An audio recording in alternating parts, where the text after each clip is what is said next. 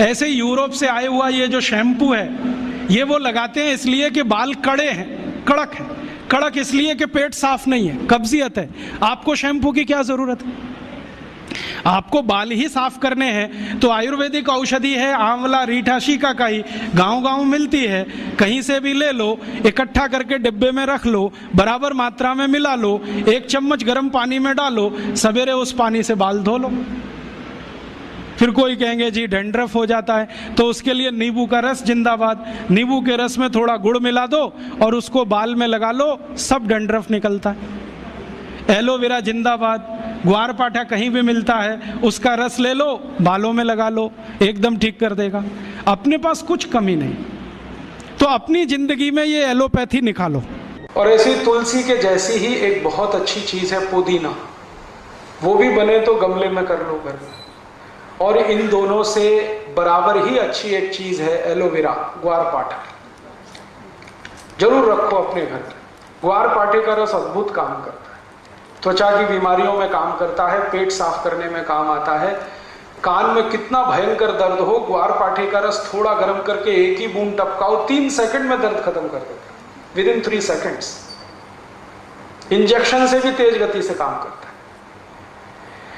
किसी स्त्री और पुरुष को नपुंसकता की शिकायत हो, ग्वारपाठा बिल्कुल ठीक कर देता, कंप्लीट क्योर करता है। शरीर को ताकत बढ़ानी हो, बहुत कमजोरी लग रही हो तो ग्वारपाठा अद्भुत काम करता है। बाल बहुत झड़ते हो, गुच्छे के गुच्छे निकलते हो, ग्वारपाठे का रस बाल में लगाओ, जैसे तेल लगाते 1 घंटे के बाद धो लो तो बाल झड़ना बंद करा देता है। बाल ज्यादा काले रखने हैं तो ग्वारपाठा सप्ताह में 1 दिन लगाते ही रहो रस के रूप में, अद्भुत काम करता है। आंखों की रोशनी बढ़ानी हो तो ग्वारपाठे को इस्तेमाल कर सकते हैं, पीने के रूप में ले सकते हैं। बच्चों को फोड़े फुंसियां बहुत होती हैं, 1-1 चम्मच ग्वारपाठे का रस 3-4 दिन पिला दो तो सब फोड़े फुंसियां होना बंद। गर्मियों में घमौरियां बहुत हो जाती हैं तो ग्वारपाठे का इस्तेमाल कर सकते हैं। मनुष्यों में, पुरुषों को एक बहुत खराब बीमारी होती है, उसको बार्बर स्टिचिंग कहते हैं। दाढ़ी बनाओ ना, उसके बाद लाल लाल फुंसियां हो जाती हैं, उनको बोलो कि ग्वारपाठे का रस लगा के फिर शेविंग करें तो कभी ये तकलीफ नहीं आती। बहुत अच्छी दवा है, घर में है, आप लगा सकते हैं। घर में भी हो सकता है, खेतों में भी हो सकता है।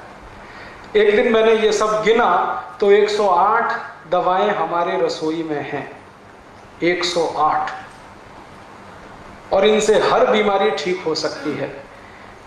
कहीं घर के बाहर जाने की जरूरत ही नहीं है। और मैं तो सबको चिल्ला चिल्ला के कहता हूं कि आप बीमारी से नहीं, डॉक्टर से बचो। बीमारी खतरनाक नहीं है, डॉक्टर खतरनाक। एक बीमारी से दूसरे में फंसाएंगे, दूसरे से आपको तीसरे में ले जाएंगे, ठीक ही नहीं होने देंगे। और आजकल डॉक्टर जो दवाएं आपको खिलाते हैं ना, वो दवा अपनी माँ बहन को कभी नहीं खिला सकते, ऐसी दवाएं आपको खिला देते हैं।